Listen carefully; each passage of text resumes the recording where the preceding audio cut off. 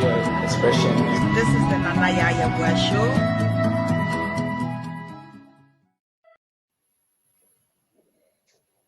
Hi, greetings everyone. Welcome to another episode of the Nana Yaya Show. I have with me today Dr. Dami Ajayi, or Jolly Papa for short. Yeah, thanks for that. Yes. So, Thank you. welcome. Thank you very much. I thought you were going to say Akwaba, but it's okay. Welcome is Oh, okay. I accept that one as well. Akwaba. I did How do you say welcome in Yoruba? Kabo, Kabo. Kabo. Kabo. Yeah. Okay. And I was going to dive right into it, but since we're talking about culture, we'll start with culture. And I understand you are Yoruba. Yes, I am. Very Yoruba, and proudly so too. From Ile-Ife? No, I'm not from Ile-Ife, No? but all Yorubas technically are from Ile-Ife because Ile-Ife is the ancestral home of all the Yorubas. I'm from Ibaraki, which is in Ondo State. Okay. Very interesting town. Very lovely place to come from, actually. Mm-hmm. We have a, will I say, like a preserved site of petroglyphs in our village, so in our town, yeah. So it's kind of special place. And Mm-hmm. a while ago, when when the roads that led to the east still passed through our village Mm-hmm. or our town was one of the places where people used to stop to eat. So we were known Okay. for being very hospitable, and we made like Mm-hmm. very good pounded yam and Hey. eforiru. Yeah. The within Ghanaian history, there is Yeah. a tribe, the Ga tribe. I know you've Mhm. been to Ghana based on your works. Yes, I The Ga people of Greater Accra or Ga Adangbe trace their ancestral home to Ile Ife. Oh, wow. I thought it was the Akans. I wasn't sure about that, but No, it's the it's guys, not right? the Accra, it's the Okay. Gans. Yes, it's the Lovely, Gans. lovely. So, so that's why when I heard Shina Peters' song, I thought he was speaking Ga. Apparently, it was Yoruba. Yeah, wow, wow. I mean, that's very interesting connection. Shino Peter speaking Ga. I mean, Yes. languages are very fluid, just like people are, I guess, Mhm, mhm. It's beautiful how we all connect in more ways than we are different. That is right. That is right. Psychiatry, poetry, and music. Wow. Your brains Yes, are fascinated. thank you for that. I think that's a compliment. It is. It is. I worked in mental health for a bit, Mm, and I was fascinated by how maybe delusions of grandeur. mm, I was fascinated by how the brains are able to think and dream about all these things, and even when authors of and as writers,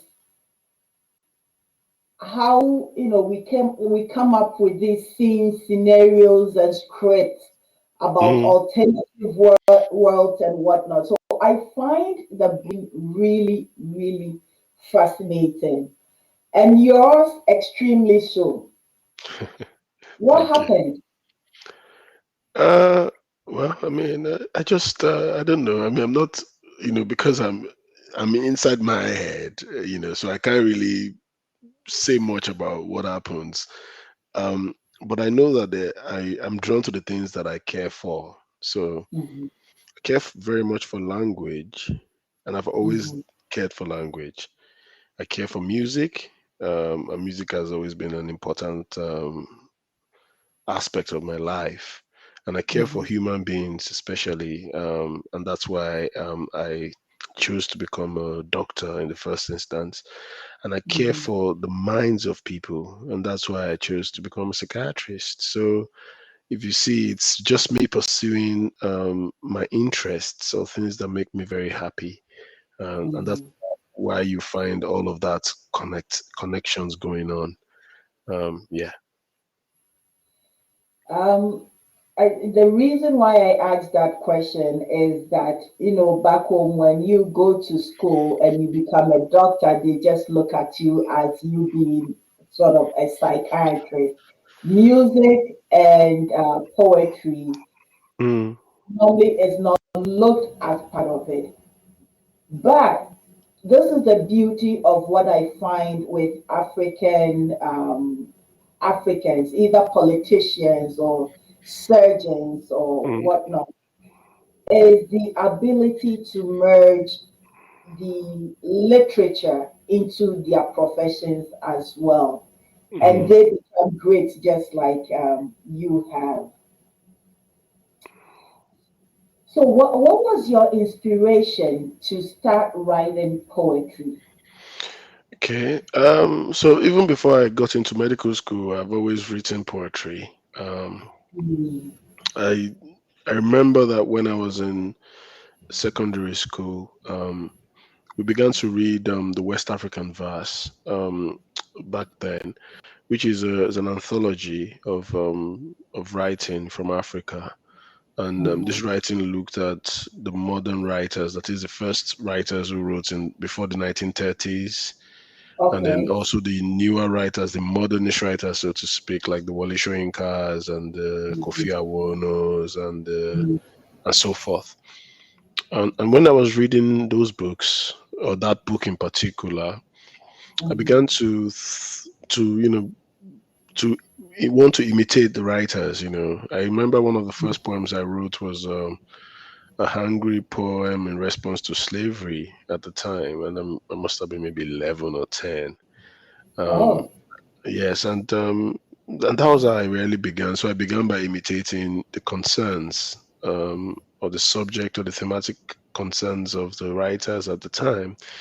And having mhm. written those poems, I showed it around to people, and people were like, "Oh, well, it looks like you have a gift. You should pursue Yes. this."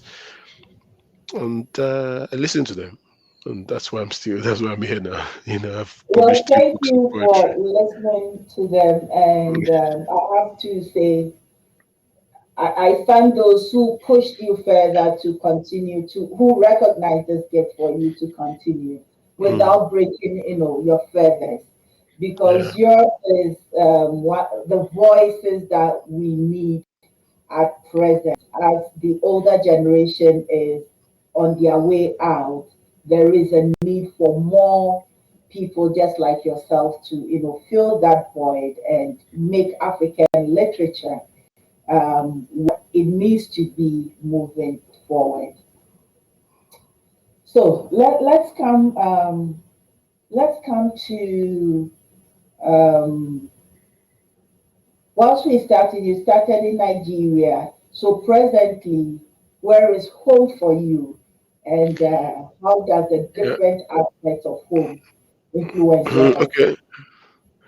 Well, I live in the UK at the moment. I live in the United Kingdom. I've lived there for the last 3 years or so. But home is, I mean, people say home is where your Wi-Fi connects these days.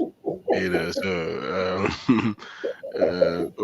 home is where the Wi-Fi connects. So yeah. So the home that where the Wi-Fi connects at the moment is London. Yes. Um, Yeah, that's where the Wi-Fi connects. So, but I've lived all my life in Nigeria. So even when I live in this London, I am still very much invested in what happens in Nigeria. Yeah. Uh, I'll listen to Sky News, and then I'll listen to channels in Nigeria Mhm. and listen Okay. to all the political issues in Nigeria. I subscribe Mhm. to a lot of the bulletins. So Mhm. home is somewhere in between Nigeria and the United Kingdom. It's, and oftentimes home is these days a negotiation Yeah. between both countries. It's Mhm. difficult to say that one is, even if I don't want to when I sleep at night, I return to Nigeria in my dreams. Yes, find, I find that I'm in Nigeria in my dreams. Sometimes in my hometown, sometimes in Lagos. So this is really this is the dilemma of living abroad or living in the diaspora. You're Yes, still very yes, much even though your body is physically present in another country, you are invested, in your subconscious by where you're from. So yeah, that's I guess that's that it. is very true. And I believe I asked that question more for myself than even for you because I'm caught as well between the here and the there. Mm, That you pick up the phone, you call in home, mm, you asking how everything is going on at home mm, and yeah, solving home issues, yet still you are physically here, but your yeah. body, your mind, and your spirit is there Elsewhere. with. Mhm. Mm. Yeah, it's that's part of the, will I say, the course and the gift of what it means to Being a live diaspora. away from your home, yeah, living abroad. Yes, yes, yes. Um, so I'm this question is more of a general question in regards to inspiration towards, writing. And Mm, maybe we'll start with the clinical blues because that was the first that was what caught my attention at first. really. Like, oh, clinical blues. Man, Mm, I could understand some of these things since mm, working night shift and whatnot. I mm, could, I could, I can relate. So right. there was a beautiful here.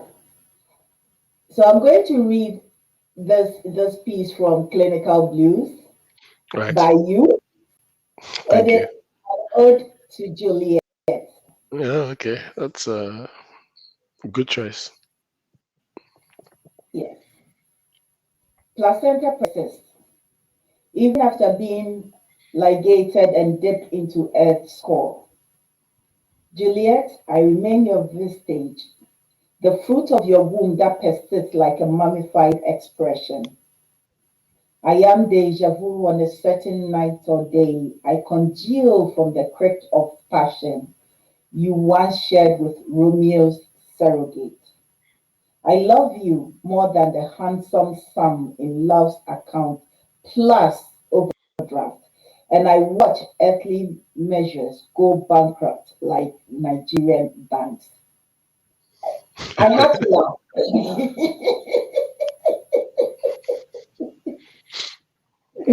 I really I had to laugh when I read it the first time, read it the second time, and said, what inspired you to write this particular one? This was my mom's name is Juliet. Okay. So I wrote this poem for my mom. It's a love song to my mom. I think I wrote it on one of her birthdays. Uh, Mhm. Probably her 50th birthday, but this poem is very old. This poem is at least maybe 12 years old or 11 years old. So Mhm. I wrote this poem mostly to celebrate my mom, and just celebrate what it means, so what motherhood means. Mhm. I mean, and the idea with placenta is the placenta is what connects the child and the mother in a biological sense. That's right. And the question is, what then happens when you cut the placenta? That love between the mother and the child persists, and Mhm. that's really where I was going to.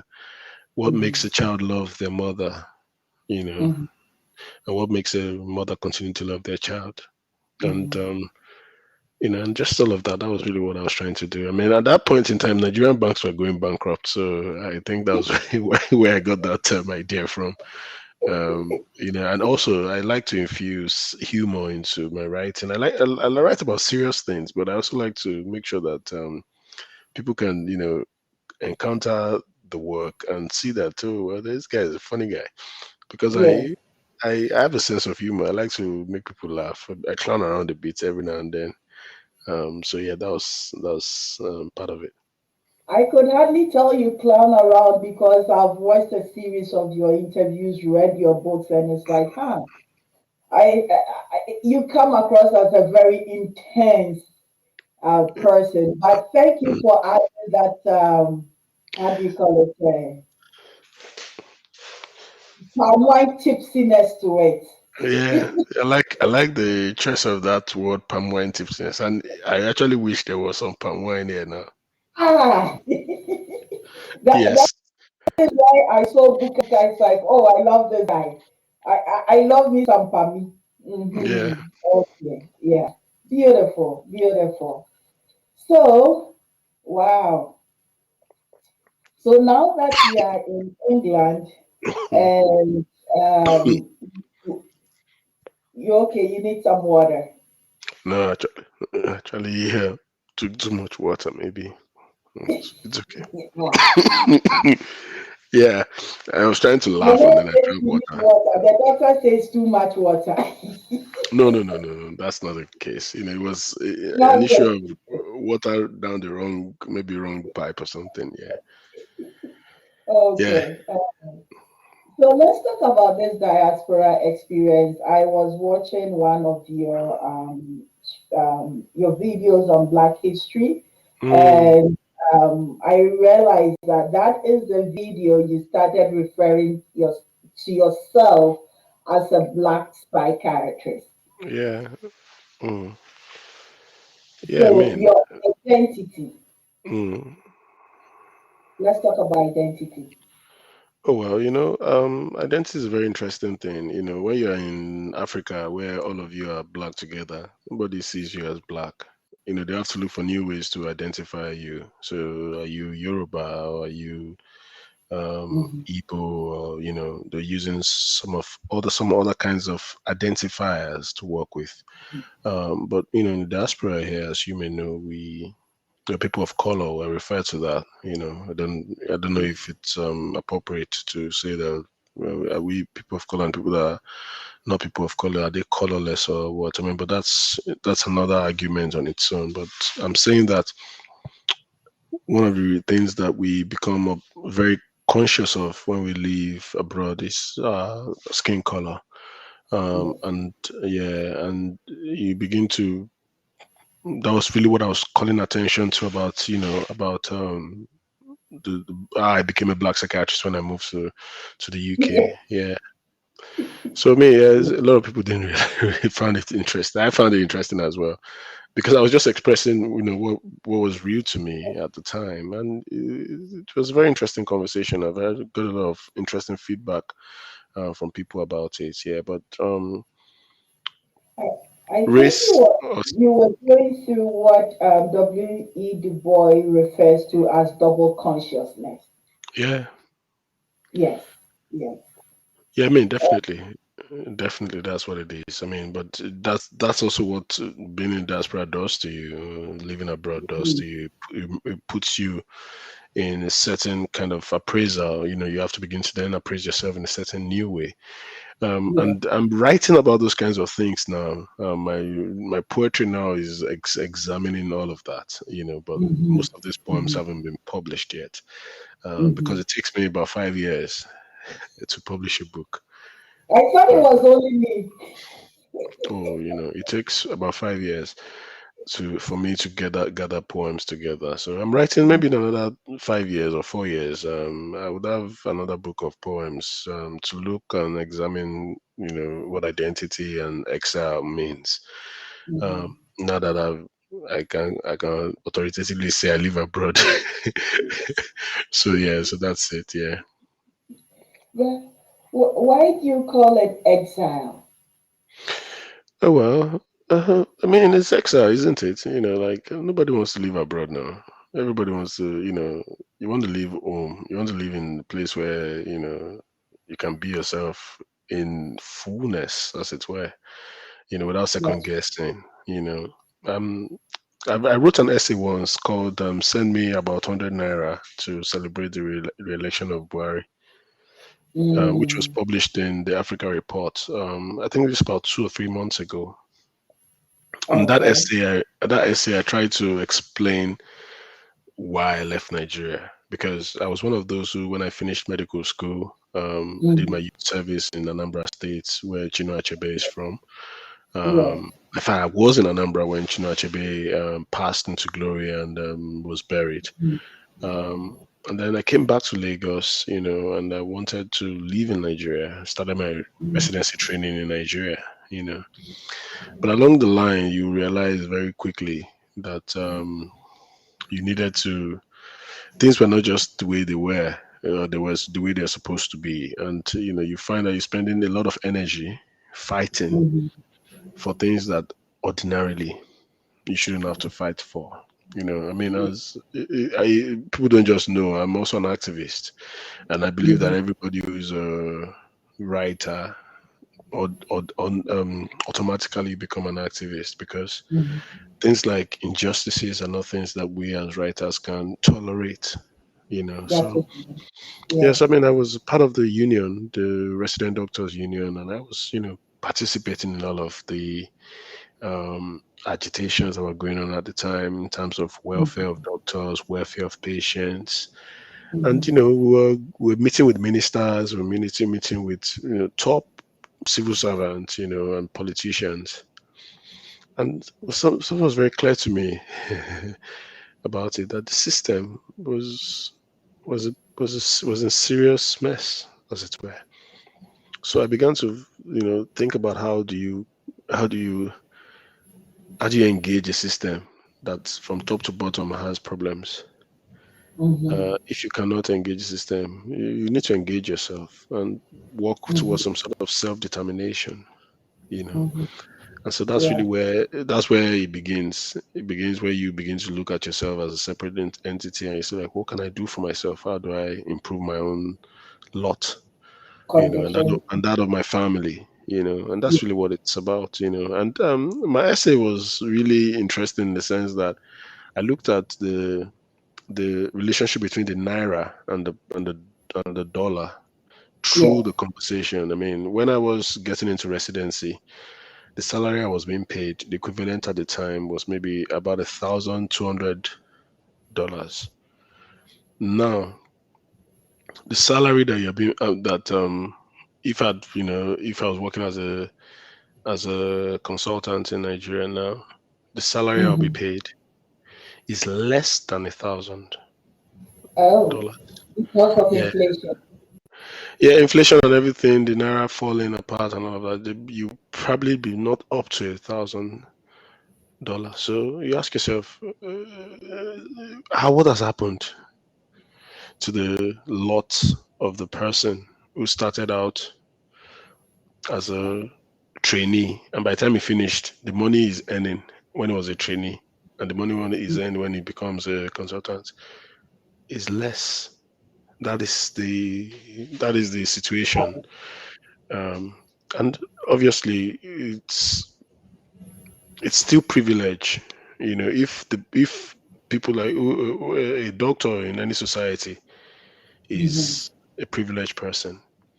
So think about someone who's not even a doctor, someone who didn't even finish school or doesn't have like a university degree. Think about their lot as a country, in that kind of a country. You begin to understand then that things have gone really bad, So when things are bad, you run, and when you run, you're in exile. That's my own understanding of it. So that's why I say it's exile, because I didn't want to run. I ran because of certain difficulties, So it's economic exile. You can call it anything you want. It's not political exile, economic exile. Yeah. So that's really why I call it exile, because that's what it is. I'd rather be back in Nigeria, if I could. Yeah. The last time I was in Nigeria was in the 80s, before Ghana. Was during the Ghana must go era. Yeah, that's one of Nigeria's dark moments, I'd say. And Yes, it's a very dark moment in our history. yes. Yeah, That was when I was whisked back to Ghana. yeah. So, so now that we know the meaning of your exile and the reason that you are here in Mhm. you're now a diasporan and still continuing, doing your work, which is amazing. Maybe we'll go back to your clinical blues, and you can read us a piece, and then you can.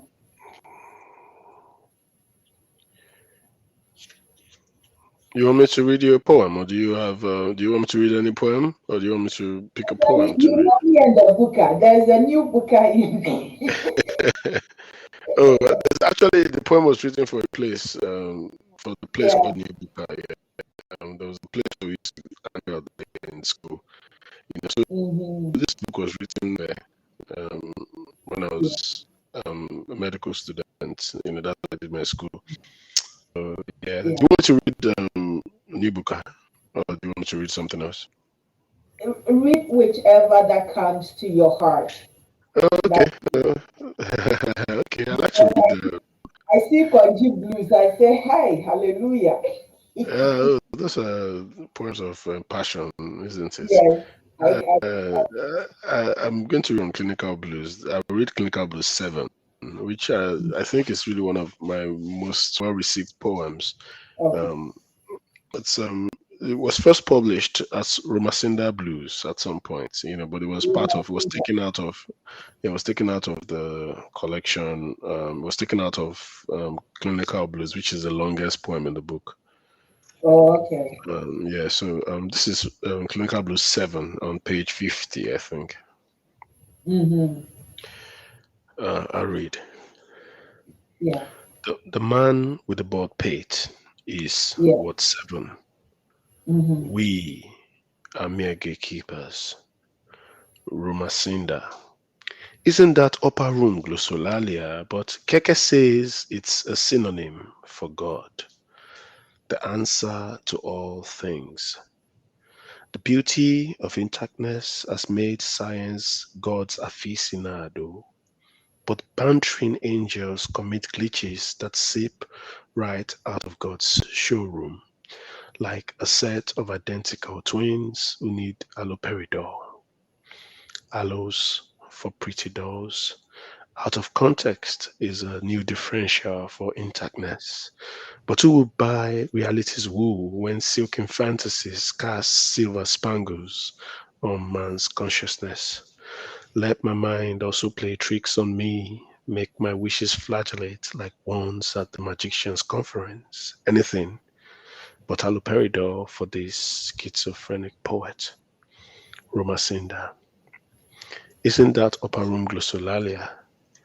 Bokeke says it's a synonym for God, not the answer to all things. Thank you. Wow. Okay. Yeah. So, Who or what is Roma Cinder? oh well, I mean, so this poem was the first patient I encountered when I was rotating through psychiatry unit. Yes. That was the person who told me about the Romacinda equation.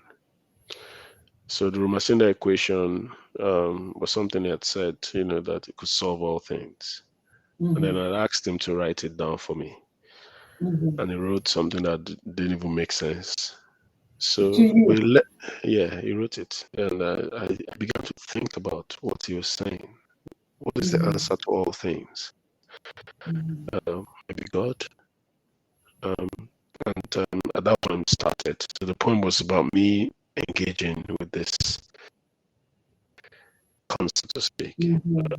And talk about God, talk about mental health or mental illness, and medications like haloperidol. So Yes. yeah. And after I wrote the poem, I knew I was going to become a psychiatrist. It just was very clear to me Yes. after I wrote this poem. Um, about 12 years ago. No, more than 14 years ago. Time, Yeah. time does run For, away from us indeed. yeah, once I wrote the poem, I knew that this was what I was going to do the rest of my life. So, yeah. Yeah. Wow. There is, oh, that's the other part, volume 7. There's nothing noble about playing God. It, Oh, it's yeah. really, it's really interesting how you utilize your background in medicine and how it Mm, flows seamlessly in poetry. And that's one of the gifts that I find you have that makes your mm. work so, you know, um, pleasant. One of your other pieces, Requiem for an Asphyxiated Neonate. Oh, by the Yeah. way, my background is labor and delivery. So Yeah. I put onto the poems that actually uh, resonate very well with me. Yes, Mm, yes. yeah, I mean, these poems are written for real people, you know, for real experiences. And for me, that's where poetry often comes from. It comes from some things that moves you. Yes. So yeah, I wrote this poem when I was, I think I was a house officer at the time, Hmm.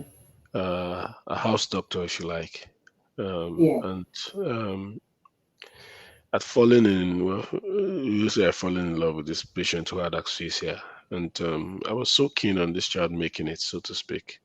And I Hmm. spent maybe like the entire day um, ambu Hmm. bagging. Oh, Yeah, wow. yeah, because I just wouldn't let the child go, so to speak. And I'd written this poem just to, in memory of them. Um, so yeah, that's really what Requiem for an Associated Neonate is about. Well, I can definitely tell you that I have written some poetry for some of my clients, how do you call it, as well. Mm. And that leads me to a very important question is that how do you find writing this poetry helping you with dealing with pain, loss, um, tragedy, this sort of tragedy? How do you find that it helps you deal with that? Well, I mean, poetry is as important as prayer is, Mhm. because if you look at prayer as well, Mhm. there's a certain succinctness that prayer aspires to when you're talking to your creator, to God, to higher force. Your your way of exploring them, or the way of communicating to them, is very succinct. Mhm. Um, so it's language at its most precise, if you Yeah. like. And poetry also does that. It aspires to, it's about trying to capture the way you're feeling. Mhm. And once you're able to do that, you feel better, more or less. It's almost like you're sharing your problems, if you like. And I Yes. think that's really what I try to do. When I feel moved by something or troubled by it, Mhm. I often will find myself writing about that stuff, I For meant, music, sorry, go ahead, please. yeah, yeah. For music, I write about music um, mostly when I'm in a good headspace. Mhm. But poetry, I write when I'm feeling maybe a bit uneasy or Mhm. maybe sad, if you like. Mhm. So yeah, that's really it helps. It's one of the way I also process the world. There are people who process the world differently. There are people that when they are troubled, they maybe run, Yeah. exercise. Some go to dance, some go to church or the mosque Yes. or to the herbalists, spiritual gurus, or Mhm. do yoga. But I mostly would write. Okay. That's my way of engaging. Sometimes I also write to know where I am, what I'm feeling, or how I am feeling. Yeah, because the writing is almost like the root, is the root to your subconscious, if you like. There's a way in which what's in your subconscious jumps out into your writing. Yeah.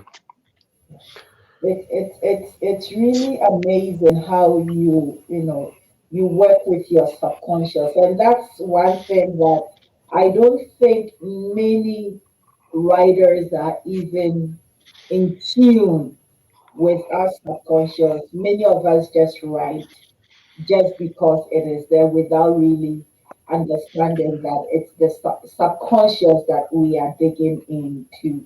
I hope many of us become more aware of that and utilize it effectively. Yeah.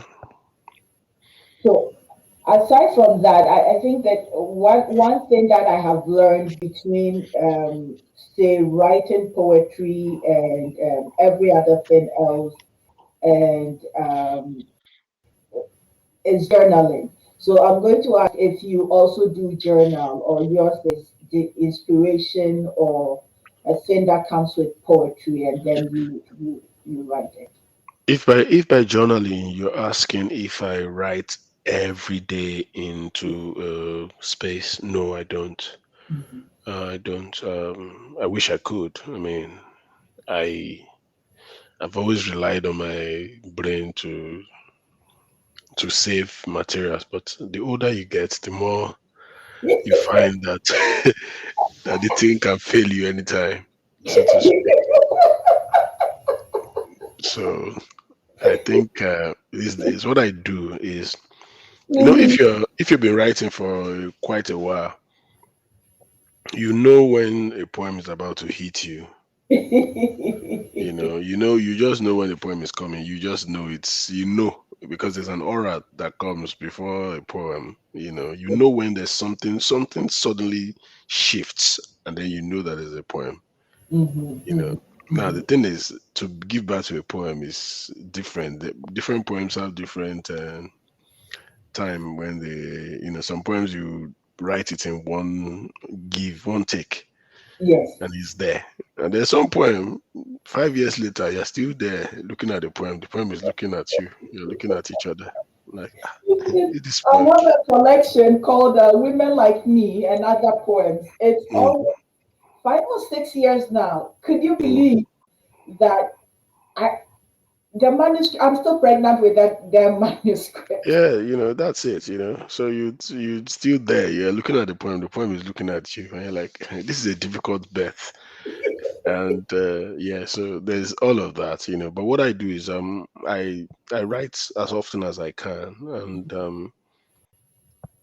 um and phones are very helpful. So since when I came to the UK, I was pretty much on the bus, on the train a lot, and Mhm. some of my finest poems were written on the bus, on the train. And if you read my third book, the entire book almost always happens in the bus or in the train or Which one is outside. it? Affections. Yes, Yes, that's my yes, that's yes, my latest book. That was published in June, published in Nigeria in April, then became available to an international audience in June. yes. Um, yeah, it's a very sad book, very important book as well. It took a while to write, but it was one of the books that I feel very proud about. I entirely wrote most of the books or the poems in the book in on the bus or in transit, if you like. Mhm, Yeah. mhm, mhm, mhm. It's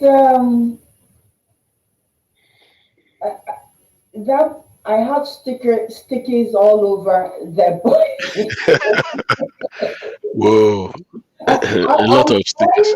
I'm trying so much that I don't want this conversation to become so academic, because Okay. yes, I find if I don't take care, we'll go more into academic analysis and more like into the medical aspect. I'm trying to gain a balance. But Well, I hope I'm helping. I hope I'm not. I hope I'm not. You are helping because I'm not pushing you towards that end. So You want you us are to go taking the academic? We can go there too, But obviously, we don't want to lose our listeners. No, we don't want to bore them as well. So yeah. That Um, is right. That is right. So maybe we'll talk about affection and other accidents. Since number one, I even start with the cover. mm. You like the cover, eh? I love the cover. Yeah, I can't take any of the credit for that. The entire book, the cover art, the author's portrait, Sosen, who's a visual artist based in Nigeria, Hmm. provided gave the permission to use his cover art, his art as a cover art. Beg your pardon. Hmm. And it was designed by this really gifted book designer in Argentina called Daniel Alberto Flagel. Hmm. So I have to give these guys their flowers because I didn't make the cover. I just asked them to, can I put my title on it and put my Yes. name under, and they agreed. See, so yeah. When I got it, I kept looking at it and looking at it, and it's like, wow. Mhm. I There are a lot of covers on all these books, but this is different. It is so different. Yeah, and it's different from this as well, which is also a very striking cover. Um, Yes. a woman's body is a country. This cover work was done by Victor E. Cameno. Hmm. So it's also a very, very striking book cover. Yes. Yeah. And I think the reason why I kind of went through to this is that um, the covers of your books, as opposed to the older African writers' series, had a Mm, different image. You see it, you mm, see Africa, but there is a new freshness to mm, how you present your book, which is beautiful, which is mm. beautiful. I must commend you Thank, on that. thank you for that. I mean, again, I can't take the credit for it. The directions for the cover art is often always it requires everybody who does the work. It requires both the doctor, um, the artist, Hmm. and the publishers as well. Yes. So yeah, Yes. so I can't take credit for it at all. Okay. So if you don't mind, then you can share with us some of a poem or two from Affection and Other Accidents. Okay, Why have you got? and oth- Have you got? Sorry. why affection and other accidents? Because affection can have accidents. That's the reason. Just like what are accidents really? Accidents are unexpected outcomes, Mm. and love also is capable of having unexpected outcomes. So that's where the idea came from. And it's Is also there? it's also a very Yoruba statement because accidents are very popular. We have a lot of bad roads Oh back Lord, home. have mercy. And so yeah, I said, what happened to that your uncle? He's dead. Oh, what happened? Oh, he had accident. He had an Yeah, accident, So yeah. um and so it's fatal outcomes, Mhm. and love also sometimes Uh-huh. starts very well and has fatal outcomes. So yeah, so that's really where the idea for the title came from. Okay, beautiful. Yeah. So which poems do you want me to read to you? This Um. Well, there was there. Oh Lord, there is uh, marriages in India, and then there's okay. waiting room, Mm-hmm. and then there's the funeral dressing. Yeah, they're very I love my head off, and funny addresses. It's a very sad. It's supposed to be a sad poem. I was looking at the caricature of the dresses. Mm. I was Yeah. very yeah. I don't know. How do you talk about about the dead? Hmm. Um, And how do you discuss the dressings of the dead? Yeah. Yeah, But it's let's yeah, talk you want about to. grief instead, Mm. because we provide a pathway of going through. Oh, did I? Okay, let's talk about on grief. I'll read you on grief. On grief. At the end of this reel called life, we must fight difficult departures, sudden even if premeditated. We pray that the dying that comes to the ones we love carry the weight of meaning, and in their prescient passing, we seek the meaning of a life beautifully lived in inconsolable tears. We anchor fractal memories, we stifle sobs with lofty aspirations of a lively afterlife. Even if what remains is cold and the soul has long crept away from the grasp of corporeal perceptions, grief is what we, the living, must do. Very straightforward. Hits Thank all you. the key points. Yeah, I mean, my writing is about life as much as it's about death and about the things that happen in between. So, Yeah. I write a lot of poems. I have written a lot of poems that seem to seem to confront or contemplate the death, as it were, Yeah. because it's an outcome that will come to all of us, whether we like it or not. And unfortunately, we also don't know how or when um, it will happen. So it's something that should leave us with a bit of unease, and also something that should leave us with a need to live deliberately. Deliberately, yes. For that, I fully, fully, fully agree with you. The living, what I call in between life and death, Mm, what kind of quality of life do you live, or do we espouse to live? And what I do tell people is that, like, follow your passion, just like you mm, are writing, don't make any excuses and don't give up and whatnot. mm, I never saw myself as a nurse in the beginning, in a mm, sense that I was supposed to go to secondary school, SS, senior secondary school, to go do mm, English literature and French. I got there. I got there and I changed to science. I became a science student. And mm, these are some of the decisions that you make earlier on in your life as a mm. teenager. It follows suit to, So but I yeah. stopped writing. Mm, I never stopped writing. I've always been writing, writing, writing up to this point, and I still write. But just like yourself and any person listening, a young writer or writers coming up, don't don't lose this aspect of yourself. For me, poetry or script writing or short story writing or musings are my stability. They are my mm, anchor. As I say, I offload, download, or just throw it out there, mm.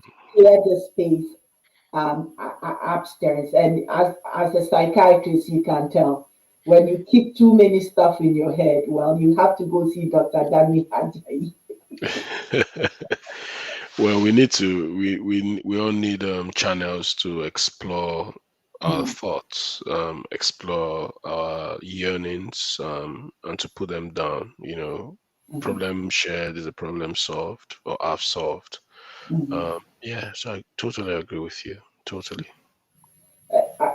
Before I came on, I took a look at one of my books, and there is, how do we call it, a poem that I wrote, which is published in the Mm, book. And this is one thing about our writing that many people also don't realize, that sometimes we put wishes across in our words, and they do mm, come. yes. Yes. So for that, I don't know whether it's if you believe in God, you believe in the creative entity, or the Yoruba would say Oludumare, right? Exactly. Olodumare or Olorun. Yeah. Yes, yes, yes, yes. I was just reading it and I realized that, oh my goodness, what I'd written years ago is actually coming to fruition now. So I would say don't stop writing, keep writing, just get it out there and read the words such as yourself. I wish I could write the way you write, but my writing is It's different from different. yours. It definitely will be different. I mean, and all writing is necessary, is important. We need the writing to meet you, the writer, at the Mhm, point of your conception, meet the reader at the point of their need. mhm, And once that is done, that's pretty much it. You know, I always think that every poem has the ideal listener. It's mhm, most poems, and that's why a lot of my poems are written specifically to people for events, because I mhm. know that these poems speak to a person in particular. Yeah. Uh, So do you find that also your background influence your work a lot? Oh, definitely. I mean, writing is almost always a consequence of your experiences, almost always. Except, of course, you're not writing for yourself or writing about the people around you. Um, I mean, even if you look at science fiction, people who write science fiction, which is writing that is powered by a lot of imagination, you still find a lot of humanity in it, Mhm. because we are first and foremost humans, and writing is supposed to serve us. Language serves us. So if writing is written language, it would serve us. That's really what the role of it is. So yeah, definitely. I think what I find fascinating, yourself and other writers, but I find many Nigerian writers, the ability to tame the English language and add more juice to the. Well, it's not just Nigerian writers. Even Ghanaian writers are doing unimaginable things with the English language. I don't know if you're aware of the Writers Project of Ghana. It's Yes, I am. I am. every single book that I've written, those guys have brought me down to Ghana in one way or the other. It's one of the most it's one of the most important spaces in Ghana, and Martin, who runs it Yes. alongside with Liz Johnson. These guys are also writers, and they're doing marvelous things with. And Martin is a physicist, eh? Yeah, he's an academic. He's a full time academic. Yeah, so Yes, yeah, yeah. and there are a lot of writers that we don't have access to their work because maybe they write in French or they write in their local languages. But a lot of good writing is all over, happening everywhere. It's just that we sometimes are not encountering them. Mhm. Mm. So, what should you and I do? I know you are doing the how do we call it, Saraba. You Oh start. well, yes, I did start Saraba with a few of my friends when we were in school then. So I mean, it's one of the things that you can do. That's yeah. I used to maybe set up a place where the writing, but I'm saying that there are places already that are set up. Yeah. And all you have to do is just to look for the writing, as it were. I Mhm, wish that distribution was a bit better. mhm, Um, in terms of book distribution within the continent was slightly better. yeah. But we're where we are, a book that is going to Cameroon from Nigeria sometimes has to go to Europe before it comes back to. Uh, Mm. it has to go from Lagos to Europe, and then from Europe to Cameroon. And I'm telling you, this is probably the way DHL the book. The book has to come to Europe before it then comes back to So Cameroon. that makes it really expensive to even obtain. It makes it difficult to obtain. It means that African countries are not communicating with each other. We're not talking For to that each one, other. we are not communicating at all. We're not having any kinds of economic interfacing. And Yes, these are the problems. yes, yes. I mean, of course, it's a different conversation, but what I'm saying is that I wish that um, that we had more access to each other's work. I mean, there's internet is doing its own thing, Yeah. but as well, we still need more of that. Yeah. If you like, yeah. We will find a way. We will find a way. So talk to me a little bit about how do you call it, Saraba. I was listening to you in an interview there, and I'll paraphrase this. You said, "Why wait for acceptance when you can do your own?" Yes. So it was Saraba was one of those do-it-yourself and adventures that myself and my friends at the time Mhm. did. We were young, Mhm. we're vibrant, we were hungry to be published. Yes. So we decided to take things in our own stride, and that was what we did. I mean, what we established is something we're still very proud of. We set up this magazine, um, which published a lot of writers at the time. And it's not just Saraba that I've gone on to do other projects. Yes. Currently, I am working on curating and editing the Lagos Review, which is a magazine on criticism, culture criticism based in Nigeria. Mostly, and that's been going on since 2019. This is 2022, so that's a few years now that we've been running that as well. So I mean, if I think that if you care about something and the thing is not happening in the way you want it to, it's You it's your cute. responsibility to get it. I mean, you are curating conversations Mhm. at the moment, perhaps because you care about these conversations and you want them to happen. And now you've taken that bold step to start your own show to get these conversations to happen. So that's it. I think that's really what people ought to do. You drive the change that you want to see. You drive the change that you want to see. So that's why poetry, music, and psychiatry are at the crossroads with you. Yes, they are. I mean, they meet me. Poetry, music, and psychiatry. They meet at the conference called Dami Ajayi. So I'm waiting for a song. I don't sing, unfortunately. I am We'll do not. a spoken word. I write about music. So I write music journalism or music criticism. So I write about songs, I write about music, I write about high life if You you say like. a poem and we'll get somebody to actually utilize it and sing it. No, more of me writing about the music in terms of what the music meant at the time, but more like criticism, if you like. So yeah, so if I want to talk about something wrote about music. So recently I wrote a piece for the Africa Report about the love songs of Fela Kuti. Mhm, And mhm. in that essay, I tried to explore his love songs. Nobody talks about Fela as a singer of love songs. Everybody remembers Fela as a protest singer, someone who Yeah. sang against government. But this man also sang love songs. And these love songs are important too. So what I found myself doing was to explore that. And Mhm. I've written about music a lot. I read about high life a lot because high life was very important music that bound or brought a lot of coastal West African cities together. Accra, Lagos. Don't get me started. That is my second love. Yeah, so there's high life music. I mean, and high life is still very much, it was named high life in Very Ghana. much alive. It's It still was very named alive. High Life in Ghana, and of course there's Hip Life now, and we have the Afro beats, and there's a way in which, if one of the ways Africa, and Ghana and Nigeria communicate is through Yes, music.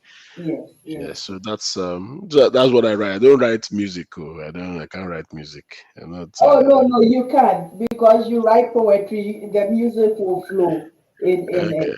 Well, maybe if you commission me, I will collect your money. All right. I write music. You know, I will meet you in Nigeria at the new Booker. Yeah. I'll give you some fresh palmy, original one, and I'm very interested. That palm wine, I'm very interested in that palm wine. or maybe you meet me in Ghana.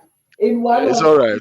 We can come. I can come to Labadi Beach to meet you there. Yes, we'll have some light soup. Yeah, and some pepper soup. And listen to some Konimo. And then We you listen not pounded yam. Oh, definitely. Now, all the food is every food is important, isn't it? Exactly, exactly, exactly. Oh my goodness. Before we end this conversation, listen, I love you from the bottom of my heart. You are a wonderful human being, but we got to finish with a woman's body It's a country, yeah. Okay. in the country. Okay. Yeah, I'm happy to read you a poem in the book. That is The the book. only book in your collection I don't have. Yeah. So unfortunately, we'll remedy that. We'll find a way to sort that out. I'm sure Very my much. my publishers are listening. They're listening to you, so they probably will do something about it. Thank Um, you. yeah. So can I? Do you want me to read the poem? A woman's body is a country. Mhm. So this poem is the poem is a tribute to a song actually, a song called Chan Chan by the Buena Vista Social Club. Hmm. If you Google it, you'll find that song anyway. It's a beautiful song, really beautiful. And this song inspired this poem called "A Woman's Body Is a Country." Hmm. So let me read the poem. A woman's body is a country. Tonight, I remember your iPod sitting in its dock at the edge of the reading table you bought me, a relic of our time as old souls trapped in young bodies. You play me your favorite song because love is assimilation. I ask what Chan Chan means. You say you do not know, but it must be about patriotism, of love for country, hands shaking the Cuban flag, hearts swollen with national pride. But this is not what Wikipedia says. It's a love song about Chan Chan and Wanika, a man and his woman building a house on a beach. Chan Chan collects sand and puts it on the heap. Wanika shakes the heap and shakes herself. And when she shakes herself, Chan Chan is aroused. But this too is patriotism, the loyal swelling of a man's body, because a woman's body is a country. Thank you. Whoa. That is beautiful. That is beautiful. I'm looking forward to my copy of Chan Chan. Well, Chan is on YouTube. A woman's body. I'll try and get that across to you. Chan Chan is on YouTube, but I want that woman's body so I can read it and perceive it myself. It's With a beautifully range. written. I can Um, just, the way you use your words, you could just envision everything happening. And yeah, yes, your thank you so power much. over the English language or the words you use is beautiful. It's beautiful, for lack of a better word. It's Thank you beautiful. so much. Dr. Dami Ajayi, Jolly Papa, the one and only. Thank you very much. If you were here in Toronto, I'll be toasting you. But maybe one day soon, you will visit Canada, maybe the Toronto area, and then have the opportunity to meet you in person. If not, Definitely. meeting in Nigeria or Ghana very soon. Definitely. I'm looking forward to that as well. It is going to happen. So once again, thank you for coming on to the Nana Yaya Bua show. If people are looking for you, where would they find? So your social media handles and Oh well, I'm on Twitter at Jolly Pops One.